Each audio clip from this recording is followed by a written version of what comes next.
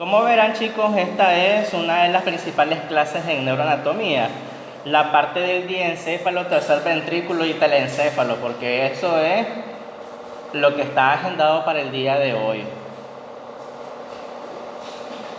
De toda neuroanatomía, esta es una de las más importantes porque esta sí es la anatomía del cerebro, como tal, no nada de tallo encefálico, nada de médula espinal, ya meramente cerebro. La anatomía del cerebro tal cual es. Lo más interesante, lo que realmente importa es neuroanatomía. Esta es una de las clases centrales en la que todo el mundo pone más atención, les gusta más, pero también es la más complicada. Pero para eso estoy yo, para ayudarles a comprender lo más fácil posible. Entonces arrancamos. Comenzamos.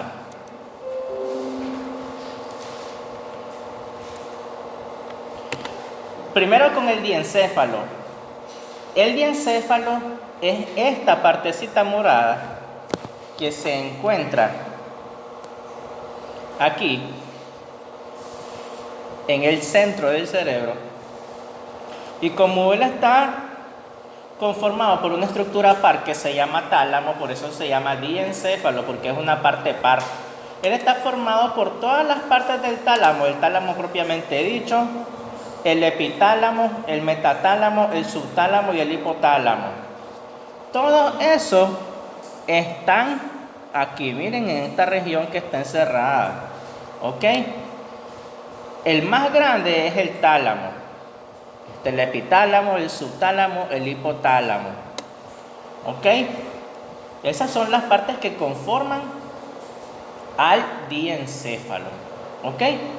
Todas las partes del tálamo, tálamo, epitálamo, metatálamo, subtálamo, hipotálamo, ¿ok? Y miremos cada una, principalmente la más grande, el tálamo, es la más importante. El tálamo es una masa nuclear, chicos. ¿Qué quiere decir eso de una masa nuclear? Que es una masa que está formada por puros núcleos de neuronas. Por eso es tan grande, tiene puros núcleos de neuronas. La mayoría de estas neuronas son interneuronas que conectan las vías aferentes con las vías eferentes. Es un punto de control. ¿Estamos claros? Entonces, todos los nervios que suben y bajan tienen que pasar haciendo control por el tálamo antes de subir y antes de bajar. ¿Estamos claros? Está exactamente donde está ubicado el tálamo. El tálamo está ubicado arriba del mesencéfalo. ¿Se acuerda que el mesencéfalo terminaba en las cintillas ópticas y que después era sustancia perforada posterior y después anterior? Entonces, encima del mesencéfalo está el tálamo. Y como él es un órgano par y es diencéfalo, por eso, porque es un órgano par, él se ubica a ambos lados del tercer ventrículo y tiene una forma de huevo, por eso dice que tiene forma ovoide. Y si ustedes miran ahorita, exactamente es eso, miren. El tálamo izquierdo, el tálamo derecho, ambos unidos por un pequeño puente. Ese puente es la adhesión intertalámica. ¿Estamos claros? Por delante y por detrás se encuentra el tercer ventrículo, ¿ok? Y el tálamo, él contiene ciertas protuberancias que cada una tiene una función distinta. Y ya vamos a ver de qué se trata. ¿Ven estas rayas que tienen forma de Y? Aquí miren, una Y, la otra Y. ¿Estamos claros? Esa lámina en forma de Y es importantísima porque es la que va a dividir el tálamo en regiones anterior, medial y lateral. ¿Estamos claros? ¿Cómo se va a llamar esa lámina? Esa lámina se va a llamar lámina medular. ¿Estamos claros? La lámina medular va a tener forma de Y y va a dividir el tálamo, cada tálamo en tres regiones: anterior, medial y lateral. ¿Qué pasa con el tálamo?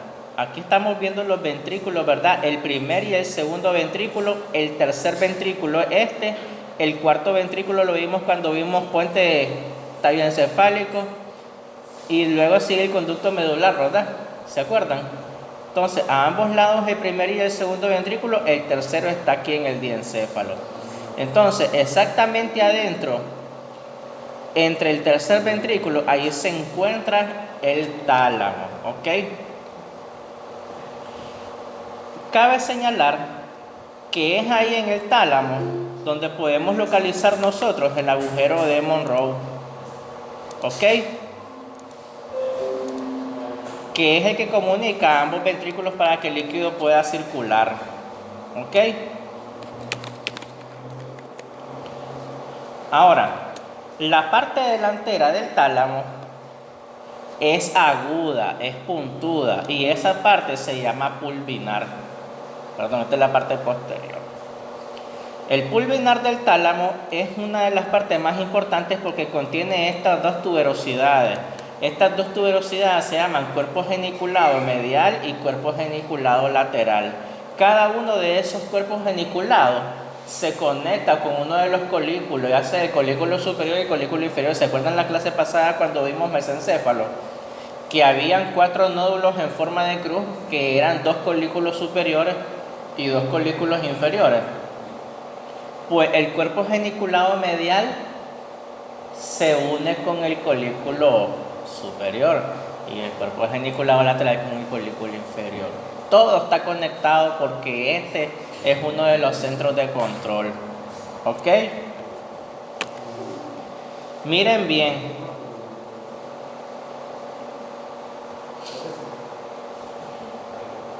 Aquí tenemos nosotros cómo se correlaciona el tálamo propiamente dicho con los núcleos de los ganglios basales. ¿Estamos claros? Entonces, esto que parece la antenita de Majin Buu, ¿verdad? En realidad es el tálamo que está en rojo y esto que está en azul es un ganglio basal que se llama núcleo lenticulado. Después del núcleo lenticulado viene prácticamente el núcleo caudado, que es esa cola verde que miran. Y luego termina en una puntita que es el cuerpo amigdalino. Todo el núcleo lenticular, el núcleo caudado y el cuerpo amigdalino, todos esos son ganglios basales. Entonces, lo que está enseñando esta diapositiva es cómo se conecta en íntima conexión el tálamo con los ganglios basales, ¿ok? Los ganglios basales del cerebro. Entonces miremos en esta fotografía. En esta fotografía podemos apreciar, ¿verdad?, el agujero magno del cual entra la médula espinal para convertirse en bulbo raquídeo, después en puente, después en mesencéfalo. Pero ya a partir de aquí, de la sustancia perforada, ¿verdad?, aquí ya se convierte en diencéfalo. Todo lo que tenemos aquí ya es diencéfalo. ¿Qué es esto que tenemos aquí en el centro de esa ruedita que está ahí? Esa ruedita que tenemos allí, este puntito que está ahí donde está la flecha, tal vez lo voy a poner con el puntero rojo.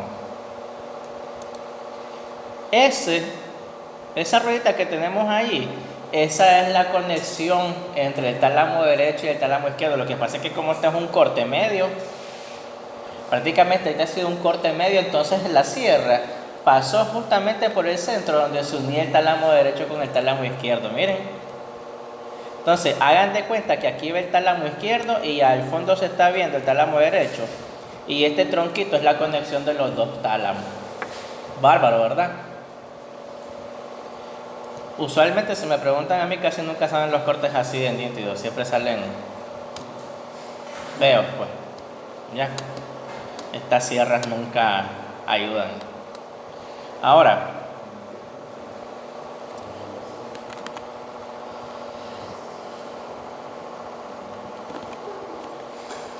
fíjense bien en las relaciones del tálamo. El tálamo, por la parte anterior, él se relaciona con el núcleo caudado. ¿Ya vieron esto verde? ¿Cómo se llama el verde? Núcleo caudado. Entonces, por delante él se va a relacionar con el núcleo caudado.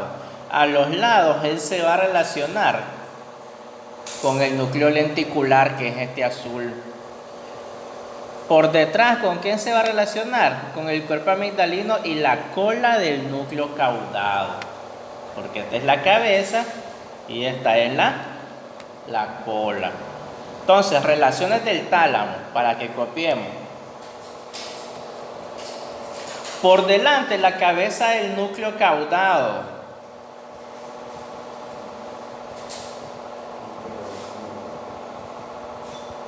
Estas son las relaciones del tálamo con los ganglios basales.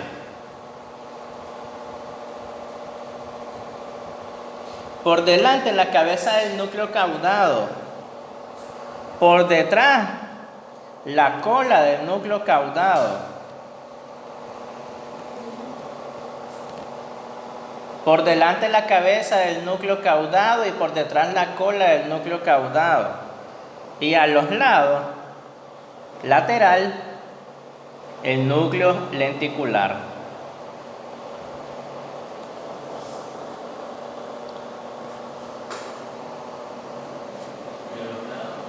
El núcleo lenticular, que es el azul que están viendo.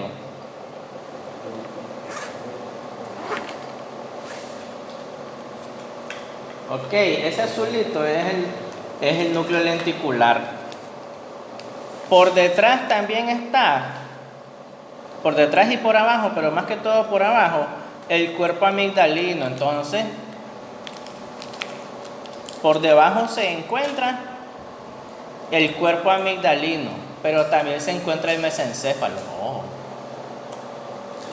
¿Sí o no? El cuerpo amigdalino se encuentra por debajo y también se encuentra el mesencéfalo abajo.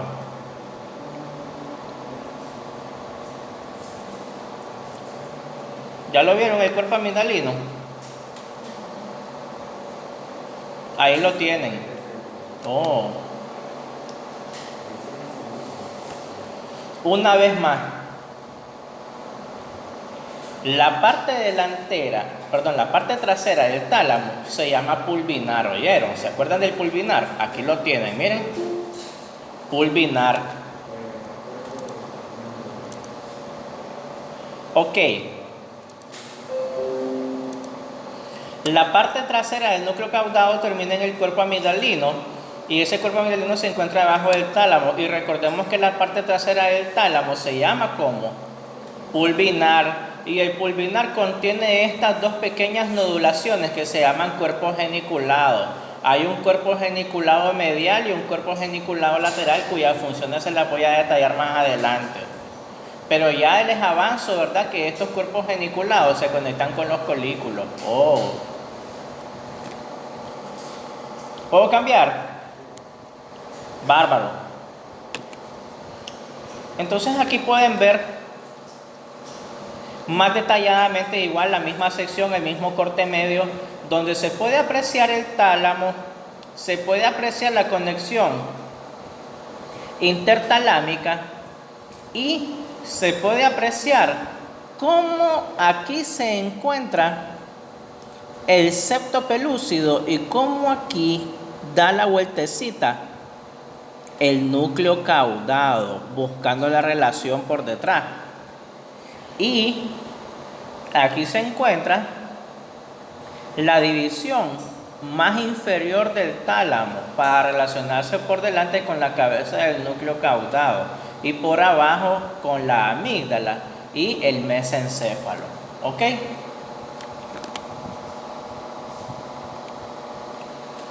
Habíamos dicho, ¿verdad?, que estas rayas grises en forma de Y, ¿cómo se llamaban? Láminas, y tienen forma de Y. ¿Por qué tienen que tener forma de Y? Porque esta Y nos va a hacer que cada tálamo derecho y tálamo izquierdo, se nos divida en región anterior, región medial, región lateral. En la parte posterior de la región lateral ya sabemos que tenemos el pulvinar con sus dos cuerpos geniculados medial y lateral. ¿Ok?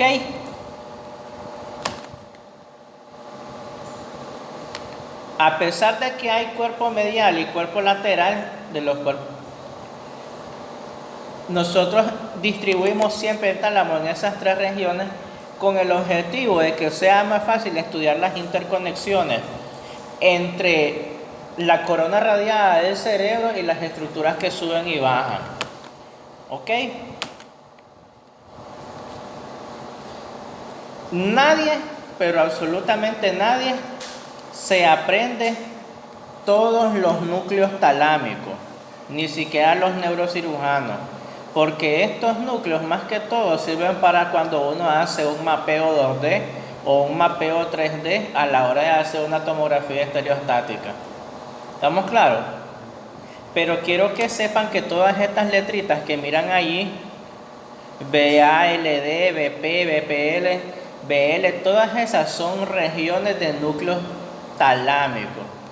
Y esta, si nosotros dividimos cada tálamo en forma de rejilla, nos vamos a dar cuenta que cada región cuadrada le corresponde un núcleo talámico. Medial dorsal, medial anterior, ventral lateral, ventral posterior lateral, y así sucesivamente. ¿Es útil aprenderse las regiones del tálamo? No, no es útil, porque solo tiene significado práctico a la hora que vamos a localizar una lesión ahí tomográficamente. ¿Ok? Para eso más nada.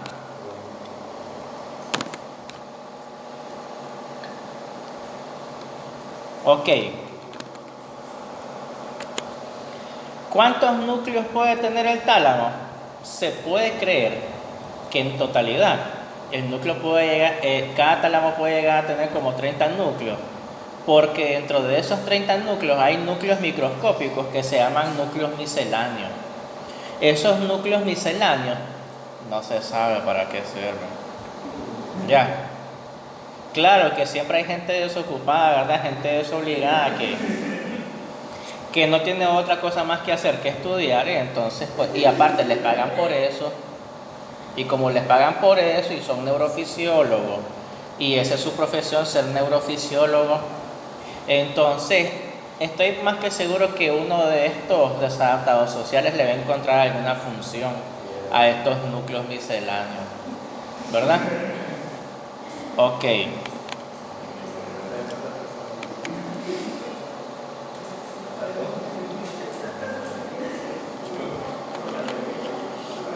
Seguimos con el epitálamo. El epitálamo, como obviamente su nombre lo dice, epi encima, entonces, epitálamo está encima del tálamo y está compuesto por tres partes importantes: las estrías medulares del tálamo, el núcleo avenular y la glándula pineal. Entonces, aquí, en esta parte que miran arrugadita ustedes, esa parte es el epitálamo, ¿oyeron? Si aquí tenemos el tálamo, aquí tenemos la glándula pineal, aquí tenemos el cuerpo avenular y el tálamo propiamente dicho. Esto que tenemos aquí arrugadito, esas vienen siendo las estrías medulares. ¿Estamos bien? Entonces, esta partecita chiquita que miran ahí, arrugadita, esa va a ser el epitálamo. ¿Estamos bien? Ok. Y uno dirá, ¿para qué sirve el epitálamo? Como el epitálamo, ahí se encuentra la glándula pineal. El epitálamo son estructuras relacionadas con la regulación del ciclo del sueño y la vigilia. ¿Qué quiere decir eso? Que eso va a controlar lo que es el ciclo circadiano del día y la noche en el cuerpo humano, donde al percibir la luz del día nos despertamos y al percibir la noche, entonces comienza un sinnúmero de reacciones químicas que nos mandan a dormir. Oh, ¿y quién controla eso? ¡Tarán! ¿Quién? El epitálamo. Pero más exactamente dentro del epitálamo, la glándula pineal. ¿Estamos bien?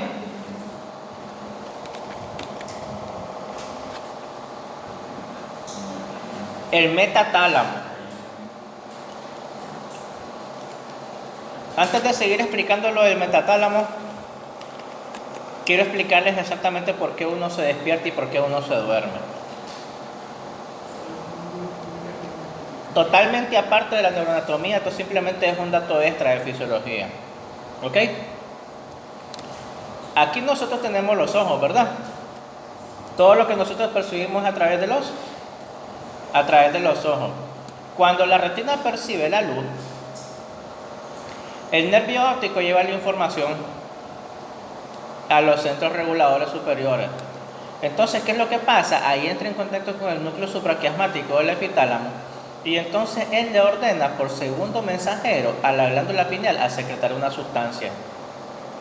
Esa sustancia se llama serotonina. Mientras esa sustancia serotonina se mantenga en altas concentraciones en sangre, el humano va a andar despierto. ¿Ya? Cuando cae el sol y la cantidad de luz es pobre, ese estímulo que estaba estimulando al núcleo supraquiasmático desaparece y deja de haber la orden a la glándula pineal. Entonces, poco a poco, la concentración alta de serotonina va cayendo y cayendo y cayendo hasta llegar a su punto más nulo. Cuando ya está en su punto más nulo, entonces eso es lo que nos manda a dormir. ¿Estamos claros? Y luego, otra vez percibimos la luz, se dispara la serotonina. Otra vez disminuye la luz, se dispara el GABA.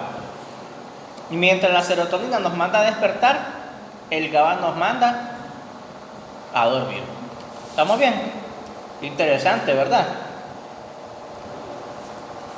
Las personas que tienen alteraciones del ciclo del sueño y la vigilia, que tienen insomnio, que tienen estos trastornos del sueño, se duermen a cualquier hora, tienen malos hábitos del sueño, afectan el funcionamiento de la glándula pineal y entonces prácticamente la serotonina exactamente no sabe en qué horario dispararse y en qué horario disminuirse.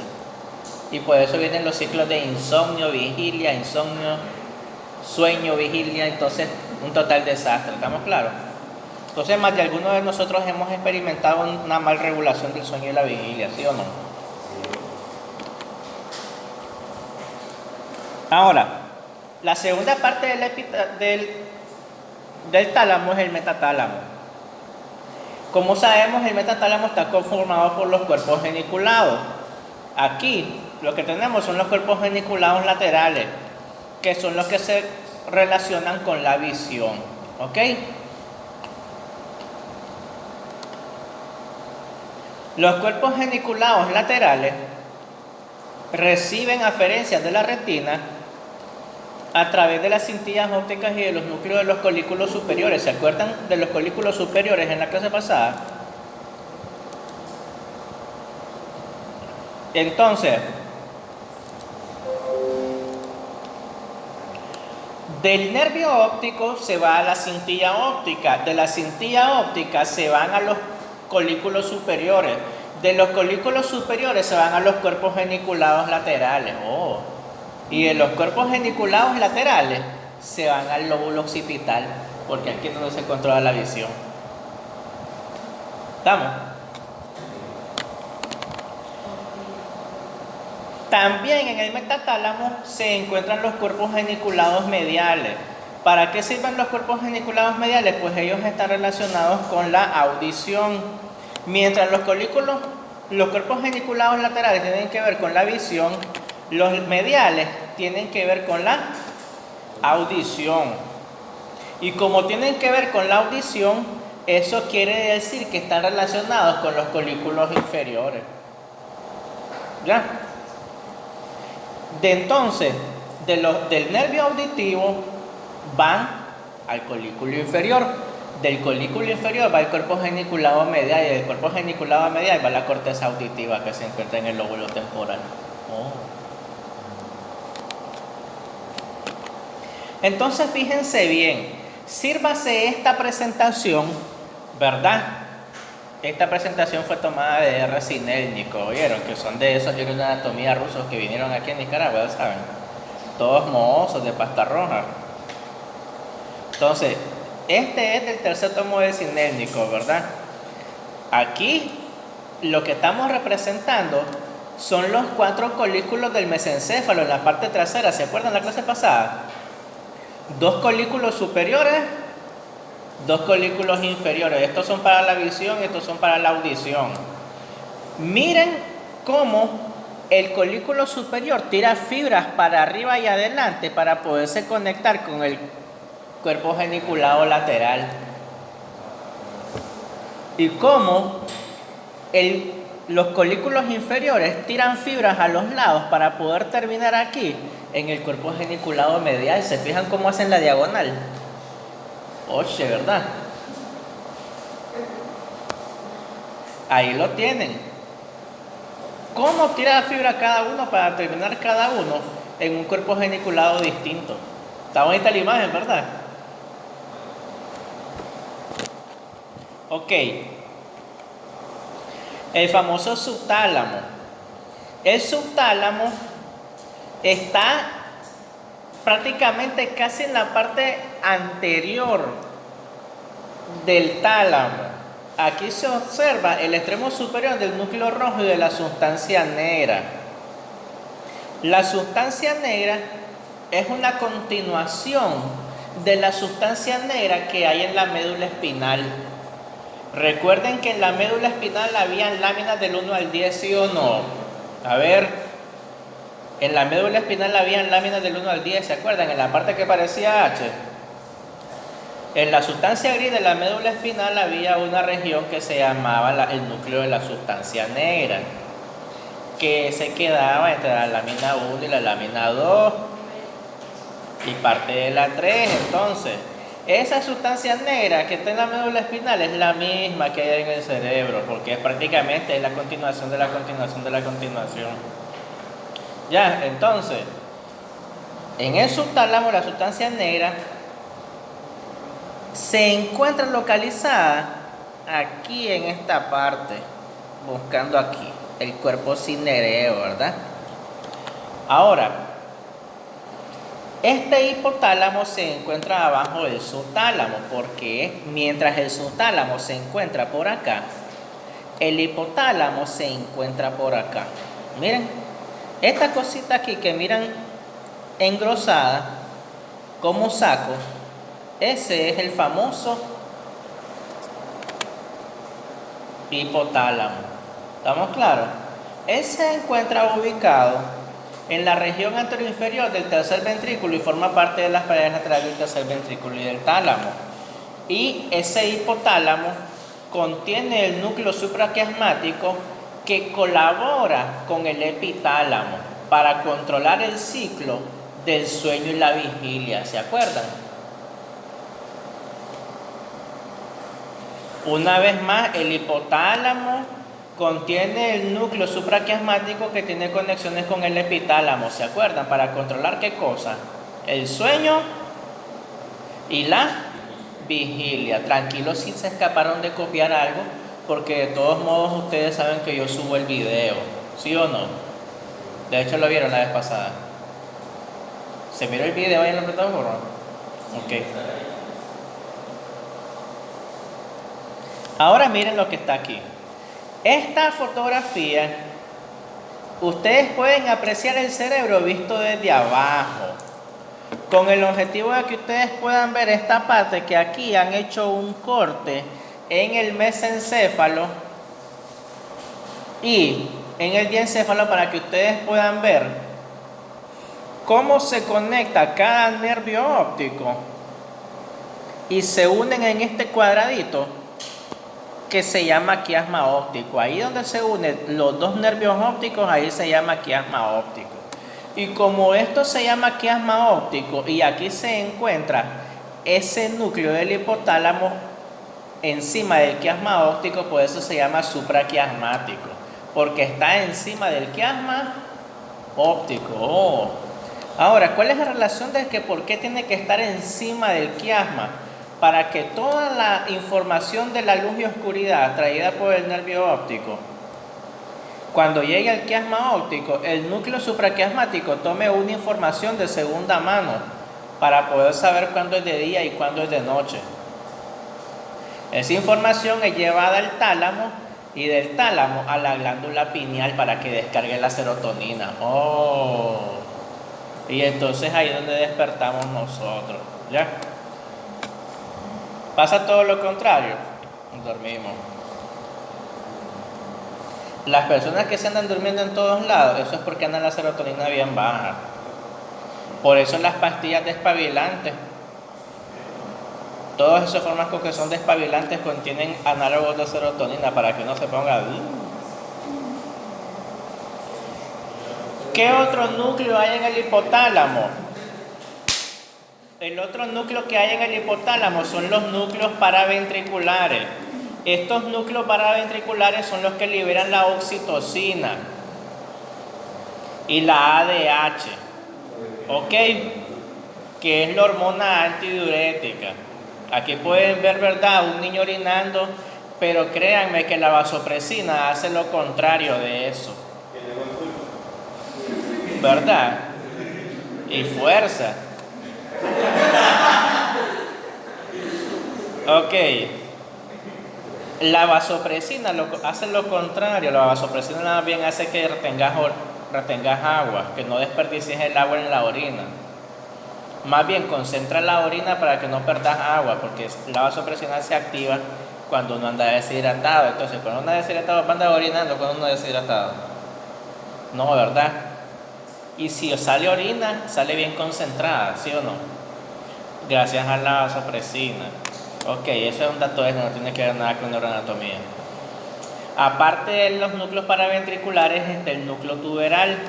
El núcleo tuberal está ubicado en el infundíbulo. El infundíbulo era aquella parte, ¿verdad?, que se metía la sustancia perforada que vimos en la clase pasada como una punta, ¿verdad? Porque en ese infundíbulo se va a conectar la hipófisis. ¿Ya? En el hipotálamo también se encuentran los cuerpos mamilares. ¿Se acuerdan aquellas esferas que mirábamos en la sustancia perforada posterior?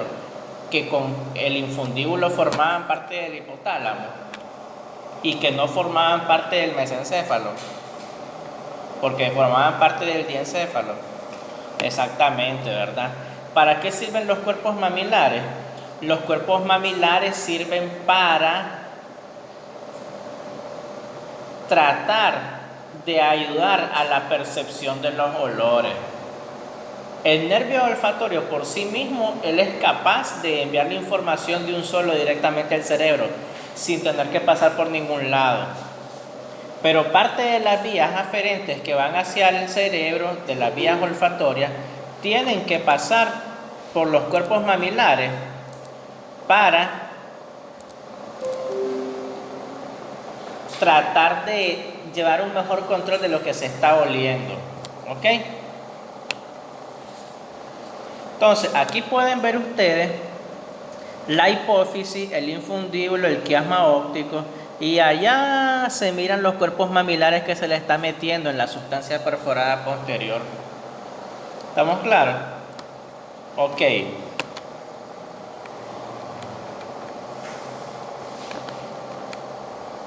El tercer ventrículo.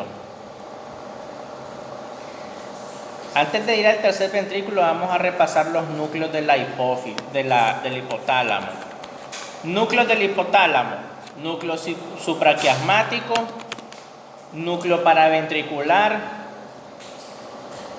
núcleo tuberal, núcleo de los cuerpos mamilares y otros núcleos que van del dorsomedial al ventromedial, posterior y arciforme. Todos esos son núcleos del hipotálamo. Ok, vamos de un solo pues. Tercer ventrículo. El tercer ventrículo son sacos donde se acumula el líquido cefalorraquídeo, son cisternas del líquido cefalorraquídeo. Entonces el tercer ventrículo contiene dos paredes laterales, una anterior, una posterior, un techo y un piso. Ya, ahí se encuentra el tercer ventrículo. Ahí lo que estamos viendo son las paredes laterales, la anterior, la superior, la posterior, la inferior, que es el piso. Y el piso, él se comunica a través del acueducto de Silvio con el cuarto ventrículo, ¿verdad? Y del cuarto ventrículo sale el canal, el conducto medular. ¿Estamos claros? Entonces, tercero y cuarto, ¿verdad? El tercero y el cuarto están conectados por el conducto de Silvio.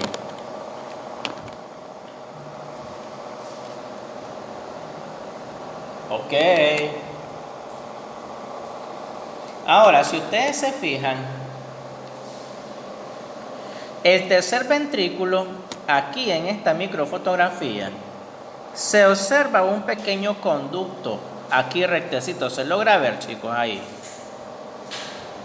Miren, tercero, primero y segundo, este puentecito chiquito donde está el puntito rojo, ¿ya lo vieron? Ese puentecito que está allí, ese se llama el agujero de Monroe.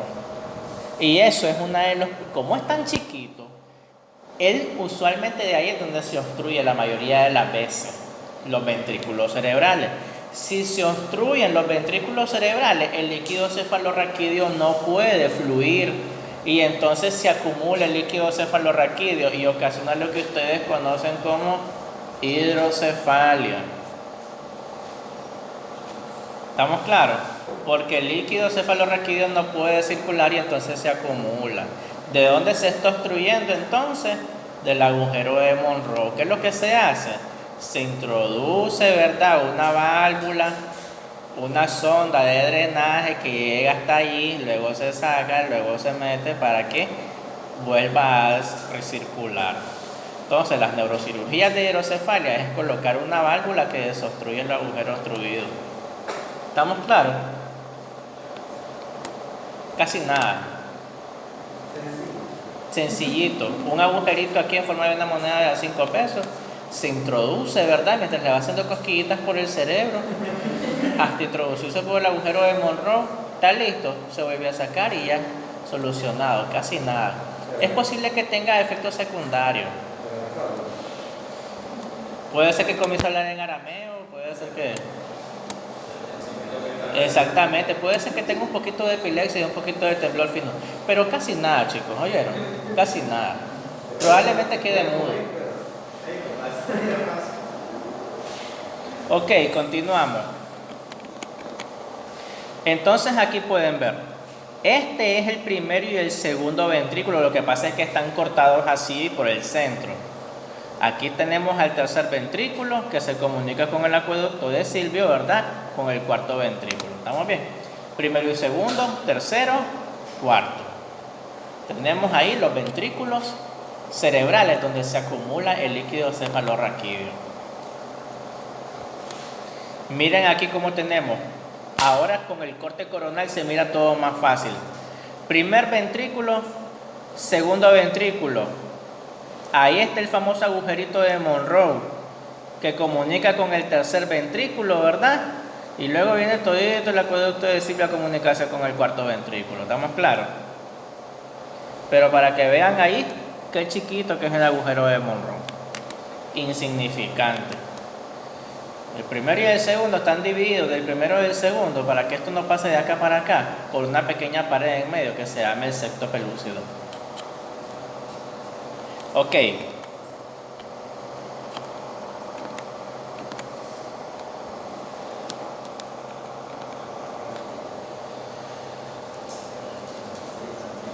Anoten, chicos. El ventrículo número 1 y el número 2 que corresponden al ventrículo cerebral derecho e izquierdo. El ventrículo número 1 y el número 2 que corresponden a los ventrículos cerebrales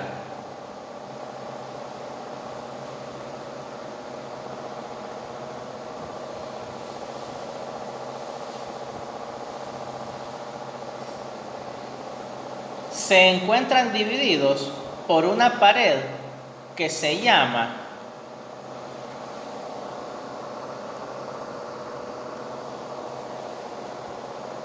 ahí lo tienen, miren. ¿Cómo se llama?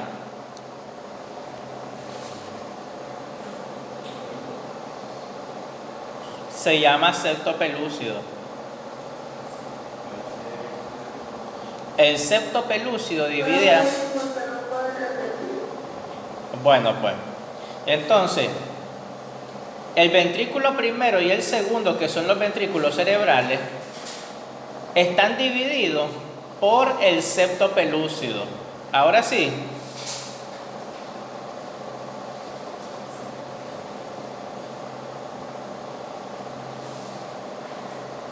Entonces, el ventrículo primero y segundo se encuentran divididos por el septo pelúcido. Ambos se comunican con el tercer ventrículo gracias a ¿qué? Al agujero de ¿qué? De Monroe, ¿verdad? Y el tercer ventrículo se comunica con el cuarto gracias a ¿qué? Al conducto de Silvio, ¿verdad? Entonces aquí tienen el agujero de Monroe, ¿verdad? Ahí está el agujerito de Monroe. Y esto que está aquí, ya saben que iban buscando el conducto de Silvio. ¿Ok? Este es el agujerito de Monroe. Ahí está el agujerito de Monroe. ¿Ok? Cambio. Bien. Siguiente diapositiva. Esa es la parte referente al diencéfalo, pero recuerden que nosotros queremos ver la parte del telencéfalo, que es una de las más importantes.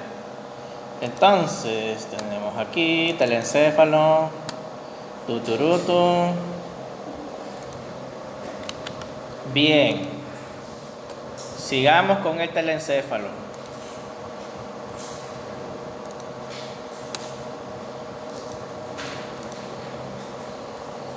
El telencéfalo prácticamente ya es el cerebro propiamente dicho, y esto estoy seguro que les va a gustar bastante. Y aquí vamos.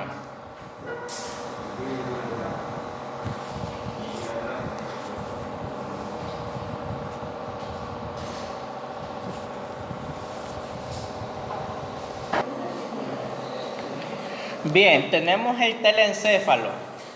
El objetivo de esta parte del telencéfalo es identificar todas las partes que reconocen, ¿verdad?, la corteza cerebral y toda la sustancia gris y blanca que está dentro de él. El telencéfalo embriológicamente procede del prosencéfalo, que es la parte delantera del tubo neural. No quiero que copien nada ahorita quiero que me pongan atención. ¿Se acuerdan del tubo neural embrionario? Entonces la parte delantera del tubo neural, ahí se forma el prosencéfalo, ¿verdad? Y del prosencéfalo sale el telencéfalo. El telencéfalo, que es el cerebro propiamente dicho, se encuentra cubierto por las 3 meninges, así como las 3 meninges cubren la médula espinal, ¿se acuerdan? Entonces, como el cerebro es tan grande, él descansa sobre todas las fosas cerebrales, la fosa cerebral anterior, la fosa cerebral media y la fosa cerebral posterior, ¿se acuerdan cuando vieron huesos del cráneo? Entonces es por eso. Miren bien ahí en esta imagen, pueden ver cómo el telencéfalo, que es el cerebro propiamente dicho, descansa sobre la fosa cerebral anterior, que es el piso delantero, que estaba conformado por el hueso frontal, ¿se acuerdan? Y el efenoide. Tenemos la fosa cerebral media, ¿verdad?, que es donde descansa el lóbulo temporal y que él se encuentra sentado sobre la porción petrosa del cerebro, ¿se acuerdan? Por eso tiene forma así el temporal. Y también aquí tenemos la fosa cerebral posterior, que era conformada por aquel hueco que hacía el occipital, ¿verdad? Aquella concavidad, para que exactamente ahí se sienta el cerebro con el cerebelo. ¿Estamos claros? Y que como en la fosa cerebral posterior, donde descansa en la parte trasera del mesencéfalo, ahí se encontraba la tienda del cerebelo, ¿verdad? Y aquí la tienda del cerebro. Aquí la voz del cerebelo y aquí la voz del cerebro. Y esta gran venota que miran arriba, ¿se acuerdan cómo se llamaba? Cuando vimos en la primera clase. El seno sagital superior. ¿Se acuerdan? El seno sagital superior que formaba parte de la dura madre. De la madre dura. Ok. Esta imagen yo la coloqué aquí. Con el objetivo de que ustedes miren que aquí se encuentra la fosa cerebral anterior. Aquí se mira la fosa cerebral media. Y aquí se mira todita la fosa cerebral posterior. Y cómo el cerebro encaja en cada una de esas fosas. ¿Estamos claros? Por lo tanto, el encéfalo, el telencéfalo, él se encuentra contenido en las tres fosas, anterior, media y posterior. ¿Ok? Miremos un poco de la configuración externa del cerebro. Primero, el cerebro se encuentra conformado por dos hemisferios. Este cerebro. Solo como dato de interés, ustedes miran este cerebro así, que tiene como demasiado profundos los surcos. De este lado son más profundos los surcos que de este lado, ¿sí o no? ¿A poco que no? ¿O no lo logran ver? Probablemente este ha sido el cerebrito de algún viejito, porque ahí se mira que hay atrofia cerebral. Aquí se miran bien hermosotes los giros cerebrales, bien superficiales los surcos, y aquí se miran bien profundos. Quiere decir que tenía atrofia de la corteza izquierda en relación con la corteza derecha. Probablemente era uno de estos viejitos que eran todos paralíticos. Interesante, ¿verdad? Vaya, vaya. Sí, puro apocalipsis zombie. Ok. Ahora aquí. Picadito con tortilla ya es otra cosa. Ok. Entonces, el punto es que cada hemisferio, el izquierdo y el derecho, se encuentran divididos por un surco central. ¿Ya lo vieron? Ese es el surco o cisura interhemisférica. Yo prefiero decirle surco interhemisférico, ¿oyeron? Entonces, ese surco es tan grande porque ahí va metida la hoz del cerebro y también ahí va metida el seno sagital superior que acabamos de ver, ¿sí o no? Por eso es que ese surco va de adelante hacia atrás, porque ahí se encuentra la hoz del cerebro con el seno sagital superior. Oh, y ese surco divide los dos hemisferios en izquierdo y derecho. Miren bien ahí, aquí tenemos al típico paciente, ¿verdad? Que le hemos hecho una repanación y un corte anatómico para que ustedes puedan ver cómo el hemisferio izquierdo y el hemisferio derecho se encuentran divididos por el surco interhemisférico, donde va bien metida la hoz del cerebro con el seno sagital superior. Interesante, ¿verdad? Y aquí que tenemos el seno sagital inferior. El superior conectado con el inferior gracias al seno recto. Ok. Ahora, cuando uno introduce un objeto en medio de la cisura interhemisférica, en medio del surco interhemisférico, digamos que queremos meter una tarjeta ahí, o queremos pasar un cuchillo ahí, entonces vamos a sentir que topa con algo. Como cuando estamos cortando un aguacate y de repente topamos con algo. Entonces, cuando eso que nosotros topamos ahí, eso se llama cuerpo calloso. Entonces, uno mete aquí tenemos la mitad del cerebro. Esto que estamos viendo aquí es la cisura interhemisférica vista de lado. ¿Me explico? Entonces, cuando uno va introduciendo y profundizando, uno topa en algo duro. Y eso duro se llama cuerpo calloso. Ese cuerpo calloso, ¿por qué es tan duro? Él es tan duro porque está hecho de puras fibras comisurales con el objetivo de comunicar el hemisferio izquierdo con el hemisferio derecho para que ambos estén interconectados en información. Bárbaro, ¿verdad? El cuerpo calloso es el que los comunica, el que los interrelaciona, para que no ellos estén aislados, sino que estén intercomunicados. ¿Ok? Ahora, siempre con la parte externa. El cerebro posee 5 lóbulos.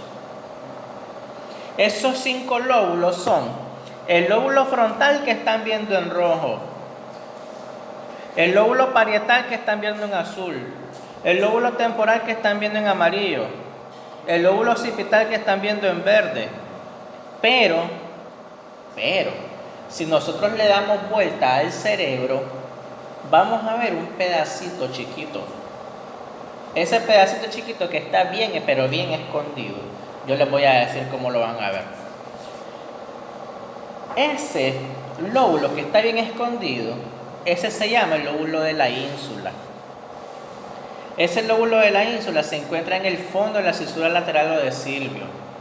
Para poder ver el lóbulo de la ínsula, uno tiene que meter 2 separadores y separar el lóbulo temporal, abrir el lóbulo temporal para poder ver el famoso lóbulo de la ínsula.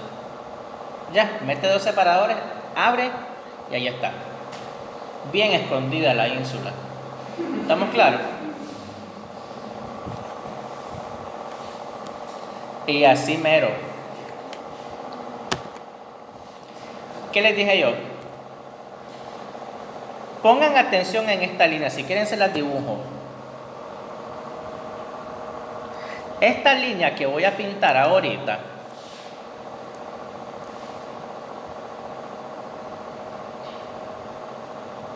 ahora no me permite barrear, qué estúpido. Bien, esta línea que estamos señalando aquí, que separa el lóbulo temporal del lóbulo frontal y del lóbulo parietal, esa se llama la cisura de Silvio. Es la que separa esos lóbulos. Entonces, si uno agarra 2 separadores y este para acá y este para acá y separa con fuerza la cisura de Silvio, ahí miramos bien escondido el famoso lóbulo de la ínsula. ¿Ya vieron? ¿Qué les parece? Agarramos la cisura de Silvio, la abrimos y ahí está el lóbulo de la ínsula. Vaya, ¿verdad? Ok.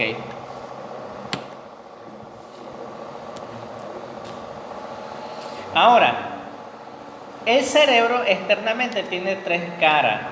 Tenemos la dorsolateral, la inferobasal, que es cuando miramos el cerebro por abajo, y la cara medial, que es aquella cara que vimos cuando vimos la cisura interhemisférica de lado, para poder ver el cuerpo calloso, ¿se acuerdan? Entonces, toda la parte que se mira de afuera del cerebro, todo eso es la cara dorsolateral. La parte que enseñábamos el cerebro visto desde abajo, eso se llama inferobasal. Y cuando mirábamos el cerebro visto por la mitad, ¿cómo se llamaba? Cara medial o interhemisférica. Y va a tener 3 bordes, obviamente, superior, lateral y medial, eso es lo menos importante, pero sí lo de las 3 caras. Ustedes miran un cerebro, les ponen un cerebro y lo miran por fuera. Eso que están mirando por fuera es la cara dorsolateral. Si lo voltean, es la cara inferior basal.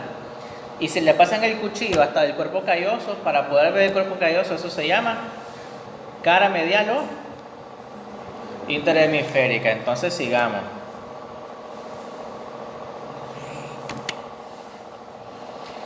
Tal como les dije yo, la cara dorsolateral es la más extensa porque es la que es más vista a simple vista. Ustedes miran un dibujito del cerebro, entonces usualmente están viendo la cara dorsolateral, porque es toda, pero todo esto es la cara dorsolateral. ¿Estamos bien? Entonces, en la cara dorsolateral del cerebro, ahí nosotros vamos a encontrar 2 surcos. El surco central de Rolando y el surco de Silvio. ¿Ya? Cisura de Rolando y cisura de Silvio es lo mismo, ¿ya? Surco o cisura de Rolando, surco o cisura de Silvio. ¿Para qué sirve el surco de Rolando? El surco de Rolando separa al lóbulo frontal del lóbulo parietal. La cisura de Silvio, ¿para qué sirve? Es para separar, como dijimos antes, el lóbulo frontal del parietal y el temporal, ¿sí o no? Y que cuando separábamos la cisura de Silvio, ¿qué encontrábamos? La ínsula. ¿Se acuerdan? Una cosa es que yo se los mencione y otra cosa es que yo se los enseñe. Y aquí vamos. ¿Están listos? Ahí está en verde, miren. Ahí está. ¿Qué tenemos ahí?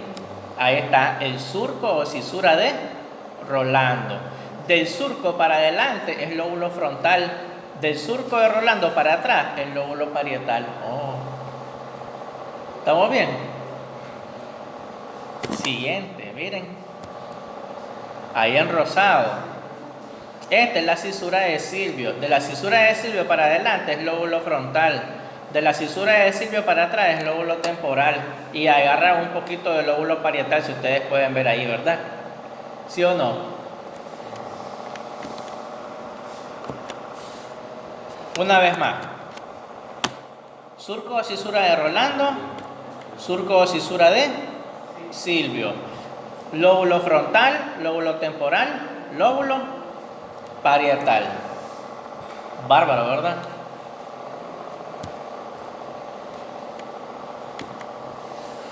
Si ustedes se fijan, el cerebro está lleno de esas arrugas, ¿verdad? ¿Sí o no? Esas arruguitas se llaman circunvoluciones o giros.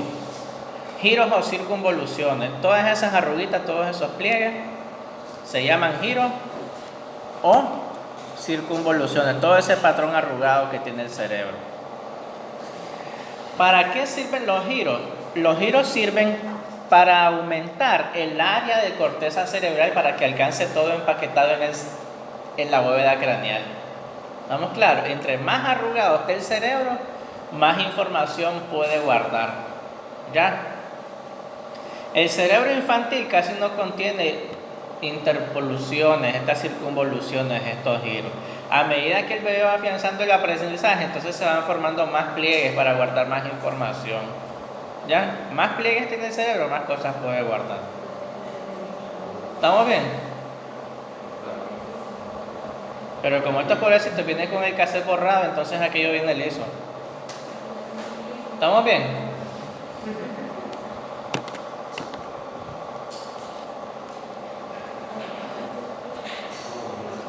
Ahora, miremos un poquito acerca del lóbulo frontal. A ver, chicos, nos centramos en el lóbulo frontal. En el lóbulo frontal,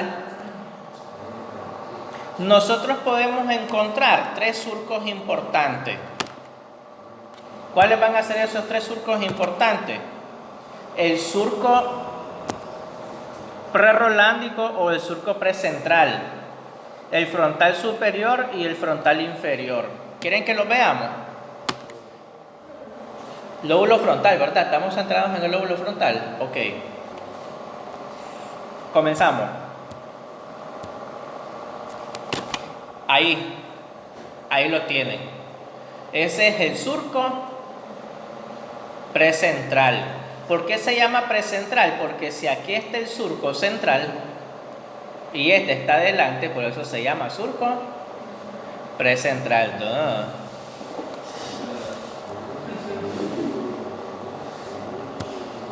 Y luego tenemos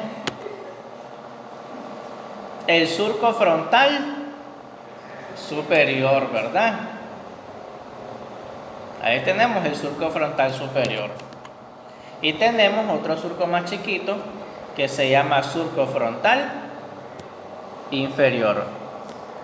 Ahí es donde va lo amarillo.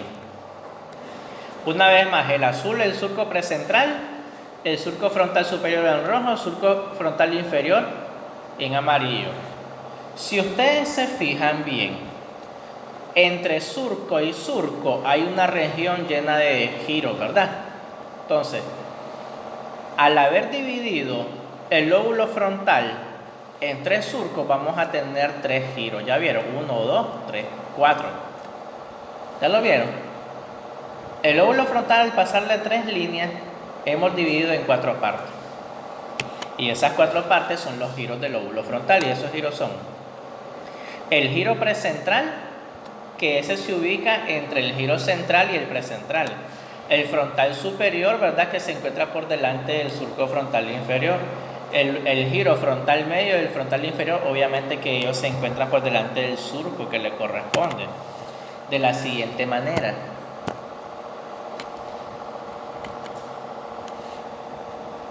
Ahí tienen el giro precentral, ubicado entre el surco central y el precentral. Todo eso es el giro central. El giro precentral, ¿estamos claros? Ok. Aquí tenemos giro precentral, giro frontal superior. Ok. Giro frontal medio, giro frontal inferior.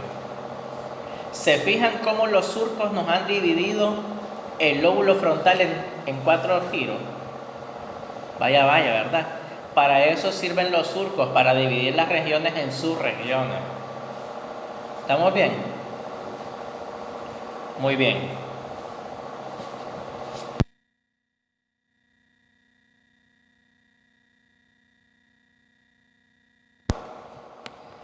Tenemos, ¿verdad? Surco precentral, surco frontal superior, surco frontal inferior. Giro precentral, giro frontal superior, giro frontal medio, giro frontal inferior. Vaya, ¿verdad? Ahora sí miran el cerebro bien ordenado. ¿Cierto o no que antes miraban el cerebro bien desordenado y ahora lo miran como más ordenado? ¿Verdad? Como que todo encaja a la perfección. De eso se trata la neuroanatomía, no mirar todo desordenado. Miremos un poquito de las funciones. El giro precentral, que es el verde, esa es la corteza motora. Así que vayan tomando nota. ¿Para qué sirve el lóbulo precentral? El giro precentral. El giro precentral sirve para el control del movimiento, porque ahí se encuentra la corteza motora. ¿Dónde se localiza la corteza motora? En el giro, ¿dónde? En el giro precentral. Ahí se ubica la corteza motora. En el giro precentral se ubica la corteza motora. De repente alguien no puede articular los movimientos, todo se le cae, no puede escribir, tiene algún tipo de parálisis. Probablemente lo que se esté afectando es la corteza motora. Esos que le salen cisticercos en el cerebro y de repente no pueden agarrar los objetos, se le caen. O de repente le salió un tumor cerebral y entonces la mano ya no les responde, todo les cuelga. Entonces, ¿qué creen que está afectada? La corteza motora. Y entonces, como según los síntomas sabemos que el problema está en la corteza motora, entonces neuroanatómicamente ya sabemos que vamos a buscar algo en el lóbulo frontal, en el giro precentral. Y que nuestra cirugía ya va a ir puntualizada a esa área, que ya sabemos más o menos dónde está el problema, con solo saber el síntoma. ¿Qué les parece? Sobre, ¿verdad? Digamos ahora que la parte enrosada es el lóbulo frontal inferior, ¿verdad? O el giro frontal inferior. Ahí es donde se regula el lenguaje articulado. Esa es el área del lenguaje de Wernicke y de Broca. El giro frontal inferior es el que controla el lenguaje articulado. Esa es la corteza del lenguaje. ¿Ya? ¿En qué zona entonces se controla el lenguaje articulado? ¿En qué giro? En el frontal inferior.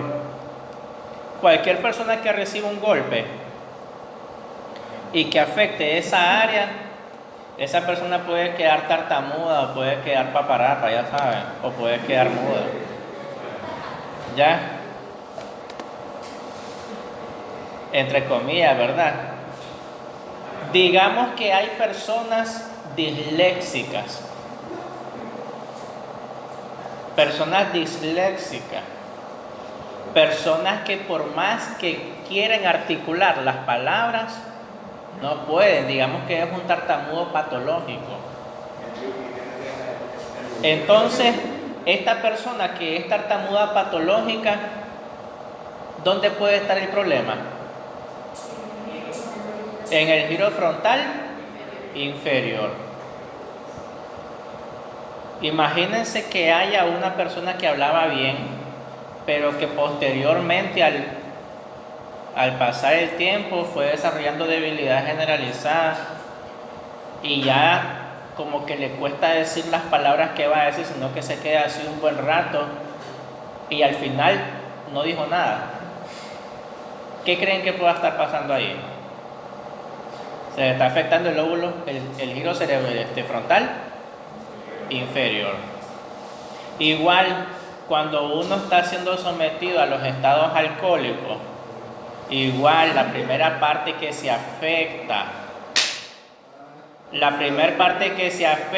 es el área del lenguaje de Wernicke, que es donde se encuentra en el área del lenguaje articulado, que es el giro frontal inferior.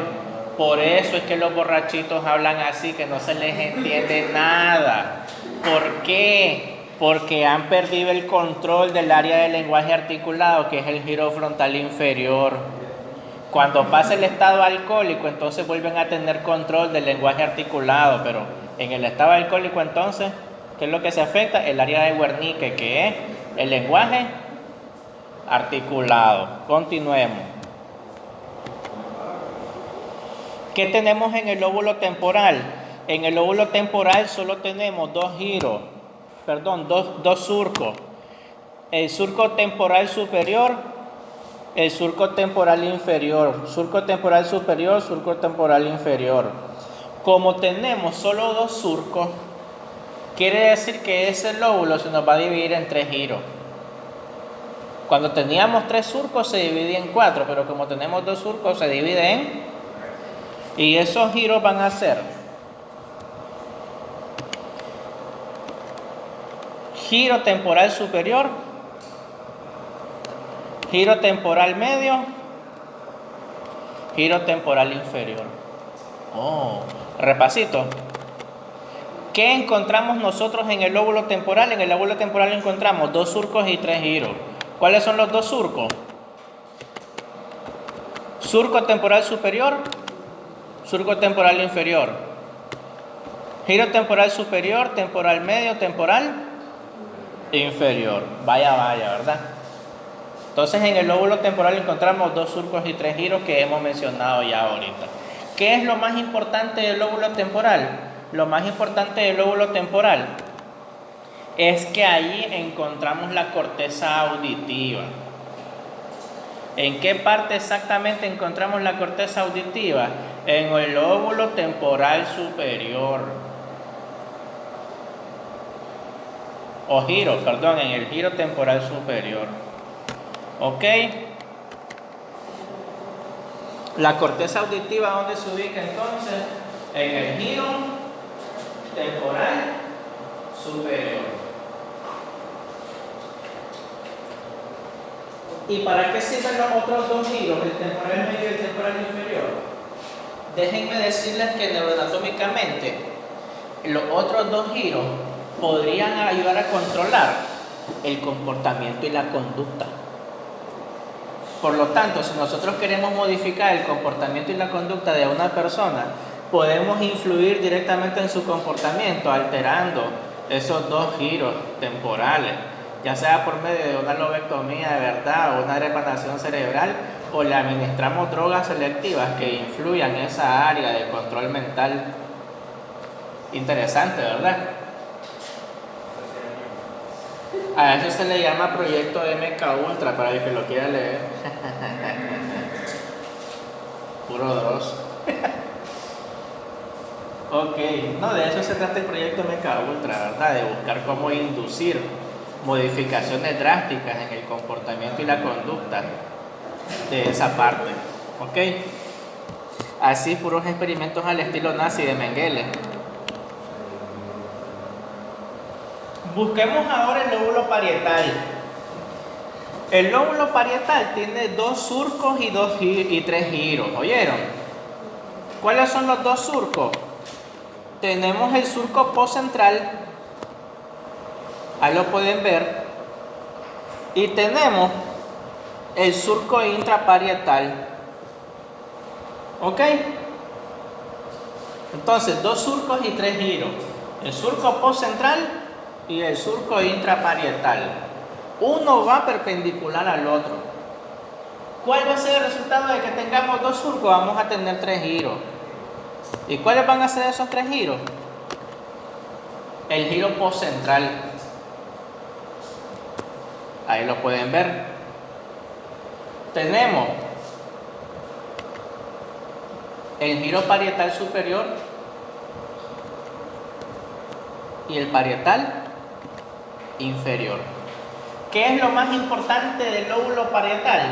Que en el lóbulo parietal ahí se encuentra la corteza somatoestética primaria, o sea, la corteza sensitiva. ¿Exactamente en qué parte del lóbulo parietal? En el giro postcentral. ¿Ok? Miren ahí. Les recuerdo, chicos, en el giro precentral, ¿qué era? ¿Corteza como? ¿Sensitiva o motora? Motora. En el giro precentral, que está en la parte frontal, está la corteza motora. Pero en el giro postcentral, que está en el lóbulo parietal, ahí está la corteza sensitiva, que es lo mismo que decir somatoestética primaria. La mayoría de los sentidos, el tacto, y todo lo sensitivo, la sensación del dolor, temperatura, nocicepción, la mayoría de los estímulos sensitivos se integran ahí. La mayoría tienen que pasar por ahí. ¿Ok? Porque es la corteza sensitiva. ¿Ok? Repasemos ahora todas las cortezas que hemos visto. Después les voy a decir qué es ese homúnculo. Repasemos las cortezas. ¿Dónde se ubica la corteza del lenguaje? En el lóbulo frontal inferior. ¿Dónde se ubica la corteza auditiva? En el lóbulo temporal superior. ¿Dónde se encuentra la corteza motora? En el giro precentral. ¿Y dónde se encuentra la corteza sensitiva? En el giro postcentral. Las personas que están en el virtual, ¿verdad?, que nos están acompañando, ¿se ha entendido bien hasta ahora esta parte? Porque es crucial. Esto es neuroanatomía pura, ¿sí o no? A ver, los que están en el virtual, ¿nos hemos explicado bien?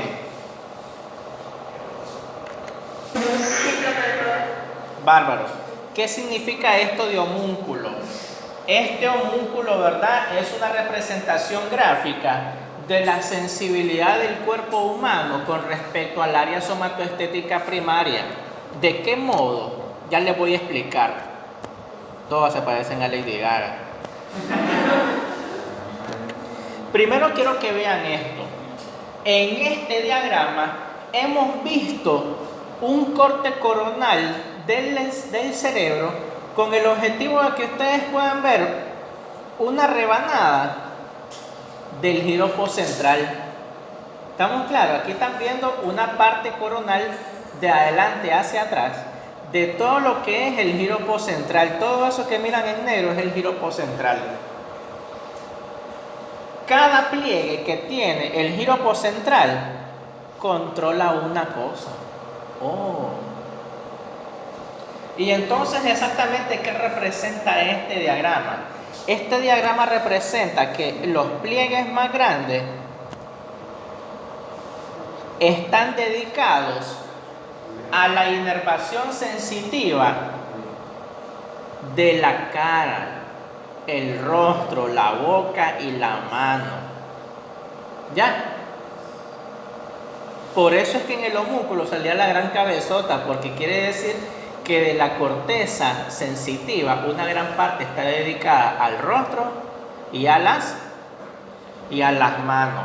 A medida de que el giro postcentral va avanzando, los pliegues se van haciendo menos pronunciados, porque quiere decir que no es necesaria tanta sensibilidad para el resto de partes.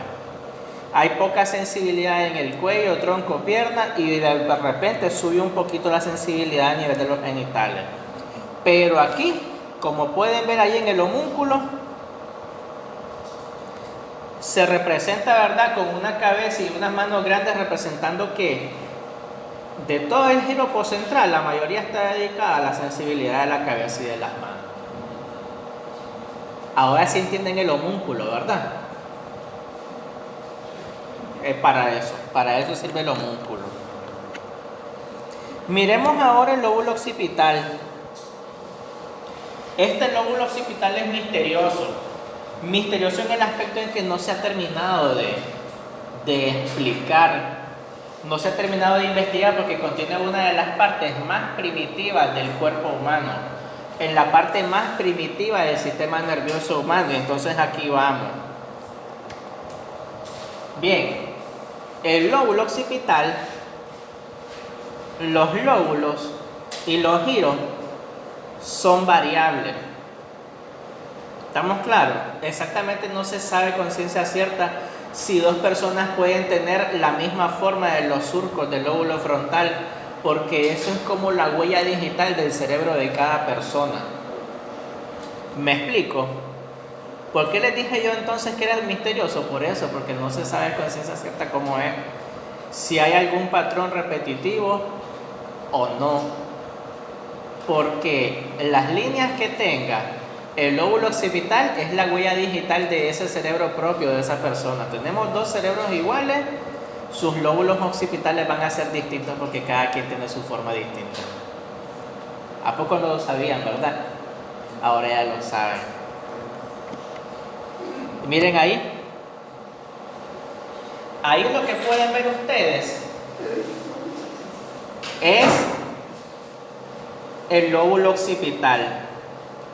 Lo único que tienen en común todas las personas es esa línea delgadita que pueden ver allí. Les voy a poner el puntero rojo. Pueden ver allí cómo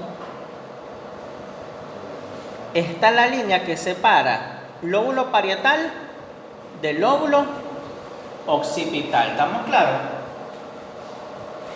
Es lo único que tienen en común el surco parieto-occipital que divide parietal ¿de qué?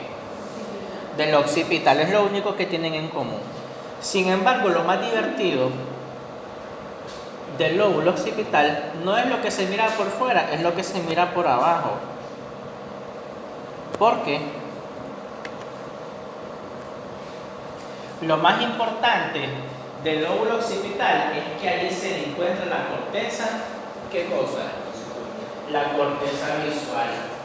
Exactamente dónde se encuentra la corteza visual, exactamente en qué parte del lóbulo occipital.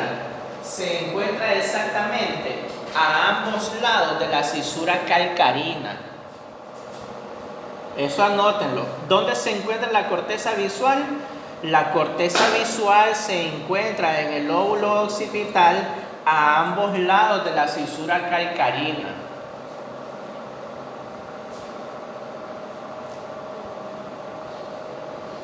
La corteza visual se encuentra en el lóbulo occipital a ambos lados de la cisura calcarina.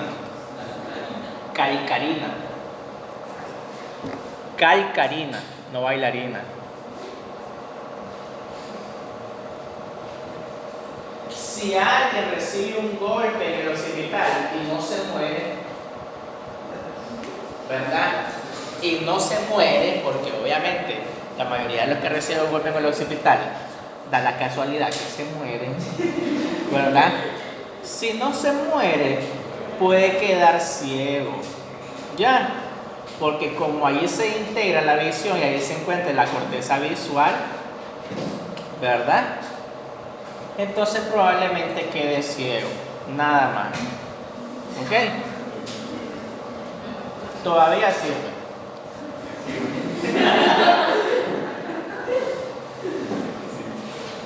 Ustedes saben que echando a perder se aprende. ¿Ya? Ahora, imagínense que de repente, de la noche a la mañana, alguien comienza a sentir un hormigueo en la cabeza con sensación de parálisis y de repente, ¡pum!, pierde la visión, oscurana total, ya no ve. No es descartando la causa de un desprendimiento de retina, descartando cualquier otra causa. Entonces de repente, no ve. ¿Qué podría ser? Podría ser un aneurisma o podría ser una lesión cerebral o un pequeño tumorcito que estuvo creciendo y que ya alcanza el tamaño adecuado. Sea como sea un aneurisma, sea un accidente cerebrovascular o sea un tumor en la región de la cisura calcarina, eso es lo que ocasiona la pérdida de la visión repentina. ¿Por qué? Porque ahí se encuentra la corteza visual. Con alguna experiencia de algunos años, he recopilado una información útil, tal vez en práctica no, pero sí muy interesante, que después de la cisura calcarina se han encontrado otras 3 cisuras más individuales que explican en qué parte exacta de la corteza occipital se pueden ver los colores, se pueden integrar los colores. Entonces, aunque sepamos nosotros que el daltonismo es un problema de la retina, también podría deberse a una alteración en estas áreas extras, que son las áreas 17 y 18 del cerebro. Si quieren las anotan. Las áreas 17 y 18 se encuentran también en la corteza visual.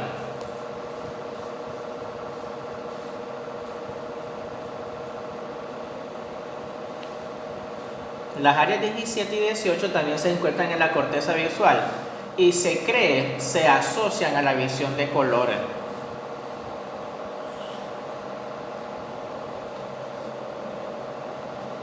Vaya, ¿verdad?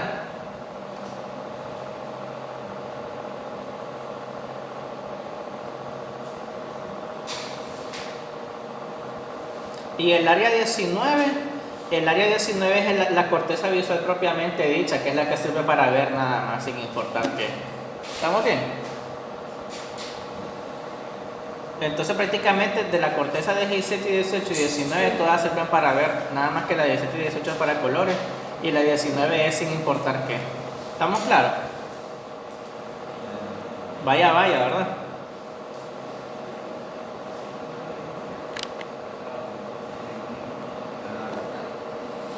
Bien, si nosotros ahora vamos por la cara medial del cerebro, eso quiere decir que nos vamos a receso.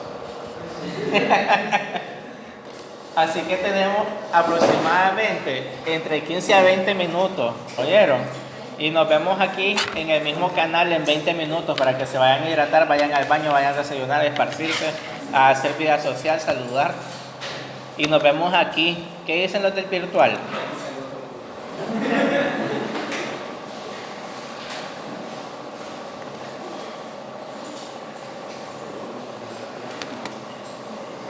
Los del virtual, chicos, vamos a receso, ¿oyeron? De 15 a 20 minutos. Nos miramos aquí a las 9:50. A las 9:50, ¿oyeron? Pausa pues y volvemos. Entonces en la cara medial nos vamos a topar con el cuerpo calloso, que es el que conecta ambos hemisferios cerebrales. Y ese cuerpo calloso consta de 4 partes bien diferenciadas. El rostro del cuerpo calloso, que está por delante. La rodilla del cuerpo calloso, que es la curvatura, una de las más grandes. El tronco del cuerpo calloso, que es la parte más larga del cuerpo calloso. Y una parte delgada, que es como cola, que se llama el esplenio del cuerpo calloso. ¿Estamos claros? Entonces, ¿cuáles son las porciones del cuerpo calloso? Rostro, rodilla, tronco y esplenio. Esas son las 4 partes del cuerpo calloso. Rostro, rodilla, tronco y esplenio. ¿Ok? Continuamos. En esta fotografía, en este diagrama tomado, ¿verdad?, de neuroanatomía, el texto básico, ¿verdad?, que es Snell. Aquí encontramos las porciones del cuerpo calloso visto en rojo. Y comenzamos. La parte más delgadita que comunica con los ventrículos, miren esta parte delgadita que está aquí, ¿ya la vieron? Esa parte delgadita, esa es el rostro del cuerpo calloso. ¿Ok? Ahí la tenemos, la parte delgadita. Luego hay una parte más redonda. Esa parte redonda que es voluptuosa y gruesa, esa parte es la rodilla del cuerpo calloso. Luego sigue la parte más larga del cuerpo calloso, que ese es el tronco del cuerpo calloso. Y luego una pequeña curvatura, otra punta para atrás, que es el extremo más posterior, que se llama el esplenio del cuerpo calloso. Una vez más, las porciones. Rostro, fíjense bien la telita delgada.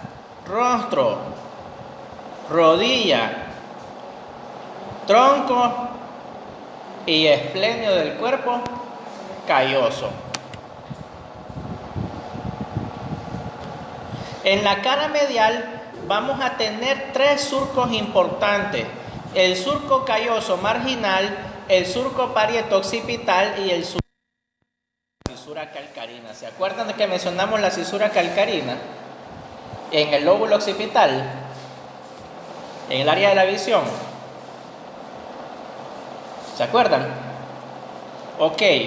¿Cuál es el resultado de tener tres surcos? Que quiere decir que vamos a tener 4 giros. ¿Ok? Miremos esta fotografía. Esa línea azul que ustedes pueden percibir, esa es la línea marginal del cuerpo calloso. ¿Ok? El surco marginal, el famoso, el surco calloso marginal o línea marginal del cuerpo calloso. Lo único que hace esa línea... ¿Será?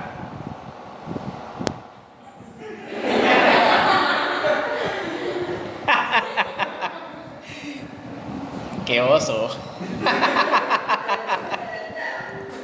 Ok.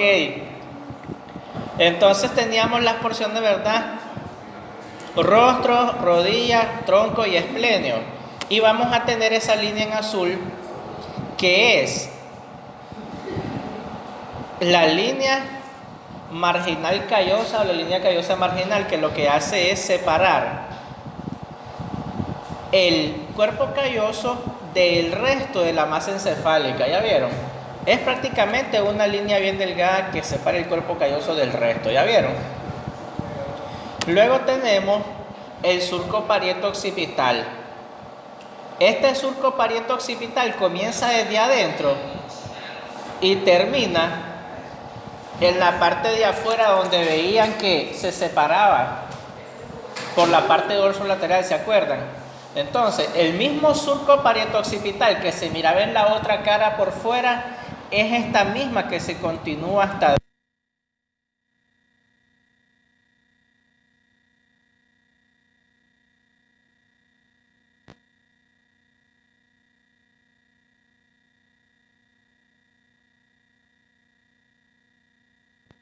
¿Ok? Entonces, surco calloso marginal, surco parieto-occipital y la cisura calcarina. ¿Ok? La corteza visual, como habíamos dicho, se encuentra a ambos lados de la cisura calcarina. ¿Qué es el famoso giro del cíngulo? El famoso giro del cíngulo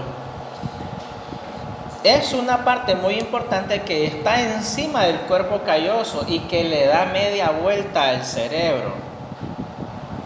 Este giro del cíngulo se conecta con un giro más atrás que se llama el giro del hipocampo. Entonces, aquí se nos va a formar dos estructuras importantísimas. Cuando el giro del cíngulo se une con el giro del hipocampo, se forma el sistema límbico.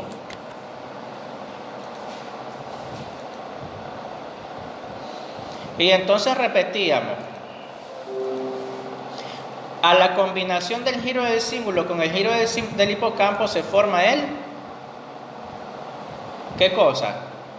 El sistema límbico. Una cosa es que yo se los enseñe aquí, otra cosa es que se los muestre. Aquí, ese es el giro del cíngulo. Pueden ver toda esa parte que está en rosado que rodea el cuerpo calloso, ese es el giro del cíngulo. Y luego, el giro del cíngulo tira esta rayita para atrás, que pueden ver aquí, eso es el famoso hipocampo. Miren, ¿ya lo vieron? Eso que parece oreja allí, ese es el famoso hipocampo. Entonces, el cíngulo más el hipocampo forman el sistema límbico. El sistema límbico es un sistema especializado en el cerebro que va a hacer el control de las emociones, del estado del ánimo y también de la libido y el apetito sexual.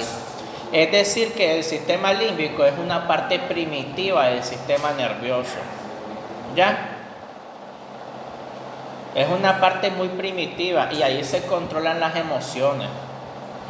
Todas las secreciones endocrinas y neuroquímicas que interfieren en los sentimientos de amor, odio, comportamiento y conducta y deseo, todo tiene que ver ahí en el sistema límbico, ¿ok? Que se forma por el cíngulo y el hipocampo.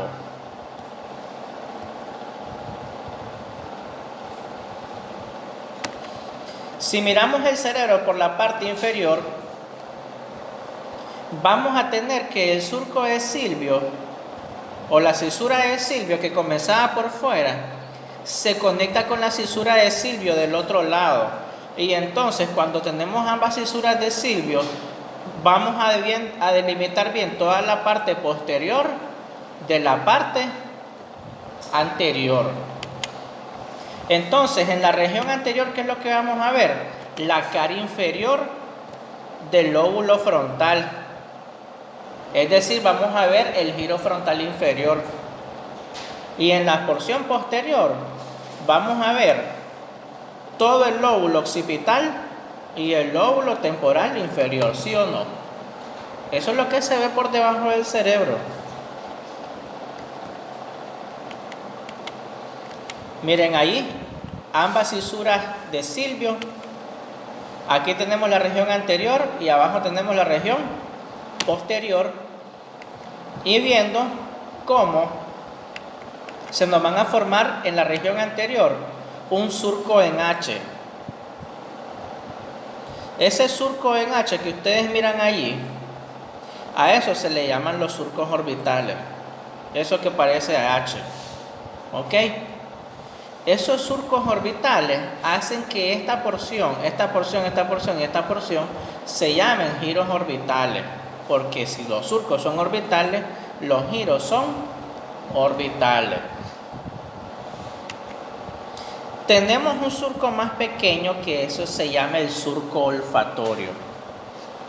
¿Qué es el surco olfatorio exactamente? Todavía ustedes no han visto los nervios de los sentidos, ¿verdad? Lo van a ver más adelante. Pero quiero que sepan que esta antenita, que parece una antenita de Namekusei, ¿verdad? Esta antenita extraterrestre, esa antena es el nervio olfatorio. ¿Estamos claros? Entonces, si ustedes se fijan la mitad derecha con la mitad izquierda, en la mitad derecha el nervio olfatorio ha sido cortado, ¿sí o no? ¿O no? Miren bien. Aquí tenemos nervio olfatorio, aquí no lo tenemos. Aquí lo tenemos, aquí no lo tenemos. Pero se ha hecho un corte anatómico en el nervio olfatorio derecho para que ustedes vean que el lugar donde estaba insertado el nervio olfatorio ha dejado un surco. Ese surco que ha dejado el nervio olfatorio se llama surco olfatorio. Oh. Vaya, ¿verdad? Entonces, el surco olfatorio es el surco que ha dejado el nervio olfatorio al quedar impreso en el cerebro. ¿Estamos claros? Y entonces, como resultado, vamos a tener el giro recto o circunvolución recta, que es esa parte que miran en verde. El giro recto o circunvolución recta tiene que ver bastante con la memoria a corto y largo plazo y con la percepción parcial del olfato. ¿Estamos claros? Una memoria a corto plazo se acumula ahí en la circunvolución recta. ¿Estamos bien? Ok. En la porción posterior, ¿qué podemos ver nosotros en la porción posterior? En la porción posterior ahí miramos el surco occipitotemporal, que es el que va a poner el límite por debajo, hasta dónde termina el lóbulo temporal y a dónde comienza el lóbulo occipital. De aquí para acá es lóbulo temporal, de aquí para acá ya es lóbulo occipital. Oh, ¿estamos claros? Entonces por eso se llama surco occipitotemporal. Hay que tener cuidado porque aquí en la parte inferior del cerebro, visto desde abajo, ustedes se fijan que aquí hay una vueltecita, ¿verdad? Como un gancho. ¿Ya la vieron? ¿Ya la vieron? Aquí está y hace una vueltecita para acá, hace como un gancho, ¿verdad?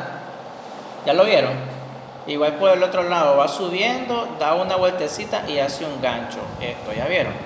Igual por aquí. Ese gancho se llama uncus, ¿ya?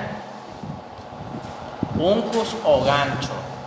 Ese uncus tiene que estar viendo para adentro, ahí al lado del mesencéfalo. Cuando una persona tiene edema cerebral,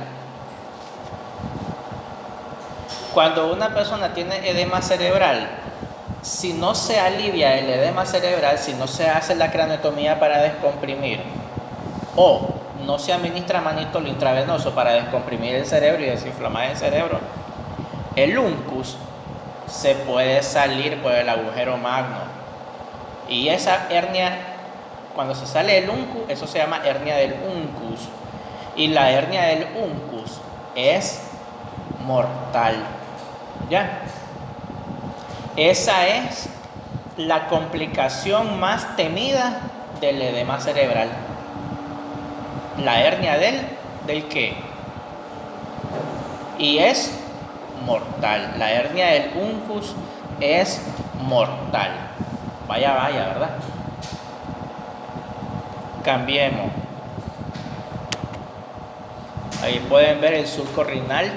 El surco renal, esa parte que miran en azul, es la que delimita el resto del lóbulo occipital del giro del uncus. ¿Oyeron? Que es el giro parihipocampal. ¿Ok? Ahí teníamos el lóbulo temporal inferior, ¿verdad? Ahí tenemos prácticamente el giro occipitotemporal lateral. Y aquí tenemos, en la parte donde ve el uncus, el giro parahipocampal. ¿Quieren saber para qué sirve el giro parahipocampal, chicos? Esto que está aquí, donde ve el uncus. Este giro parahipocampal que miran aquí, uno a la derecha y otro para la izquierda, es allí, chicos, donde se va a integrar el sentido del gusto y el olfato. Una persona que tenga afectada el giro parahipocampal, que pueden ver ahí, una persona que tenga afectada el giro parahipocampal va a tener alteraciones en el gusto y en el olfato. Todo le va a saber a hule. Todo va a hueler a cloro. Así de terrible. Si ya es a nivel de la corteza, quién sabe. Parte del giro parahipocampal es el giro lingual, que es apenas una porción del giro parahipocampal.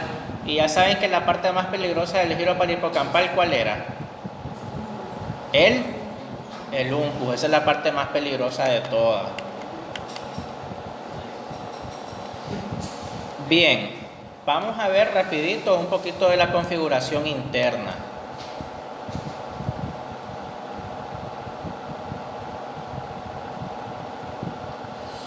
De la configuración interna podemos ver que si esta es una rebanada de cerebro en corte coronal, vemos que en la corteza hay sustancia gris.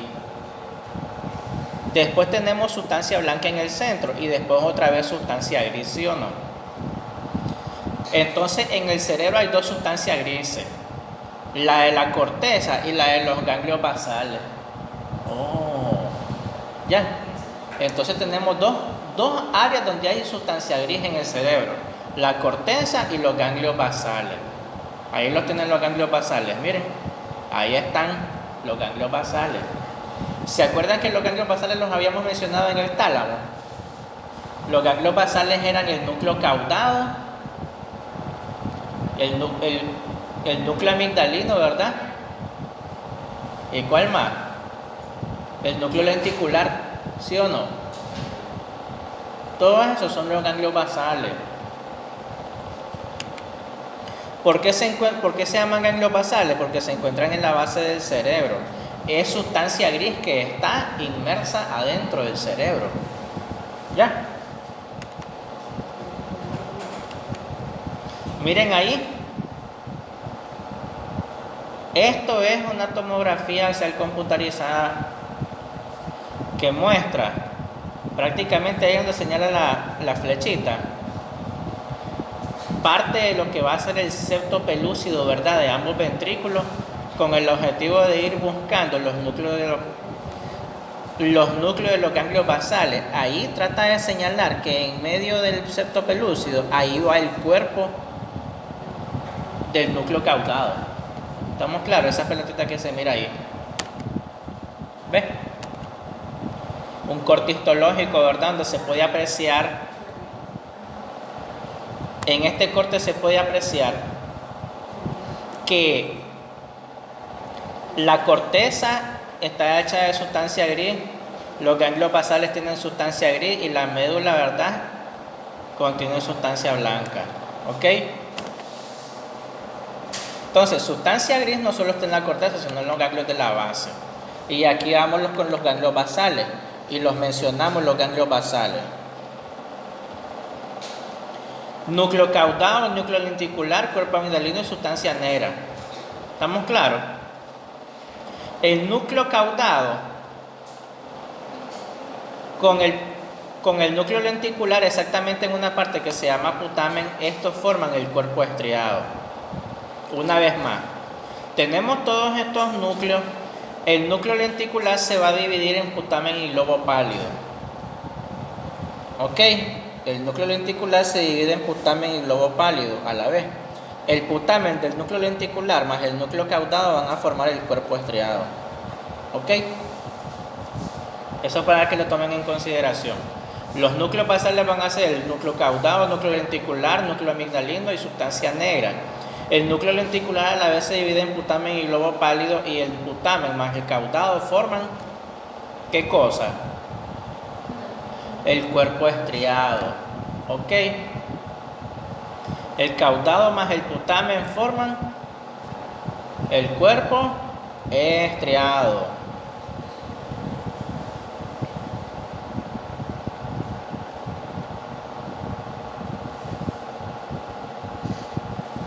Ya vamos llegando a la parte más interesante de esta clase. Aquí vamos. En este fotograma podemos observar que este es el tálamo. Aquí tenemos los cuerpos geniculados, aquí tenemos el pulvinar del tálamo, que es la parte más redondita, dijimos. Y cómo el núcleo lenticular se adhiere al cuerpo caudado. Al núcleo caudado, que tiene cabeza, cuerpo y cola. Al final del núcleo caudado se encuentra el cuerpo amigdalino. Este núcleo lentiforme se va a dividir en putamen y globo pálido. El putamen más el cuerpo caudado forman el cuerpo estriado. De aquí para acá es putamen, de aquí para acá es globo pálido. Entonces, putamen más núcleo caudado forman el cuerpo estriado. ¿Ok? Si nosotros hacemos un corte transversal del cerebro, podemos observar mejor el tálamo que se encuentra en esta parte central, uno a la derecha, uno a la izquierda y uno a la derecha, izquierda, derecha. Y entonces vemos que adelante del tálamo, dijimos, las relaciones que están adelante del tálamo, a los lados, se encuentra el núcleo lenticular. El núcleo lenticular, él se encuentra dividido en putamen y globo pálido. ¿Estamos claros? Ahí tienen los dos tálamos y el núcleo lenticular. El núcleo lenticular se divide en putamen y globo pálido. Todo esto que miran aquí es el núcleo lenticular. La parte más oscura es el putamen La parte más pálida, obvio, el globo pálido. Duh. Ya. Sin embargo, hay un punto que no aparece aquí en esta literatura, y esto que les voy a decir es propio. En la parte más escondida del Snell se les describe que la estructura que divide el núcleo lenticulado en putamen y globo pálido es la cápsula interna. Entonces, la cápsula interna divide al núcleo lenticular en putamen y globo pálido. ¿Estamos claros? ¿Cómo se llama eso que lo divide en putamen y globo pálido? La cápsula interna, ¿oyeron? La cápsula interna divide al núcleo lenticular en putamen y globo pálido. Ahora, si ustedes se fijan, esto oscuro es el putamen y esto oscuro es el núcleo caudado. Entonces, el putamen con el núcleo caudado forman el cuerpo estriado, ¿se acuerdan? ¿Quieren que repasemos los ganglios? Repasemos. Tálamo, tálamo. Tálamo, tálamo, tálamo. Núcleo lenticular. Núcleo lenticular. Del núcleo lenticular mencionamos putamen y globo pálido. Putamen, globo pálido.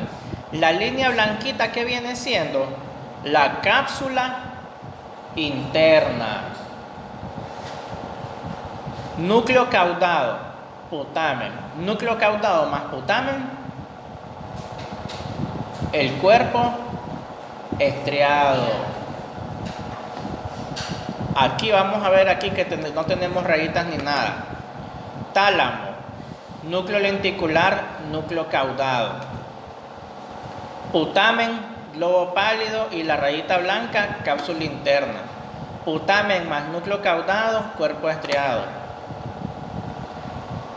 Ah, qué chiquitito, miren esta pelotita que está aquí. Apenita se logra ver. Adivinen qué es esa pelotita. Ese es el cuerpo amigdalino. La punta de la antena de Majin Buu. El núcleo amigdalino. ¿Estamos claros? Miren, ahí está. El núcleo del cuerpo amigdalino que mirábamos en el fotograma anterior es esa pelotita que se puede ver ahí. ¿Ya la vieron? Vaya, vaya, ¿verdad? Más de lo mismo, chicos. Bien, ¿qué les ha parecido hasta ahora, verdad, en la conferencia? Creo que vamos a acabar hasta ahí un momentito. Mientras tanto, vamos a tomar la asistencia y vamos a ver las respuestas de la tarea pasada.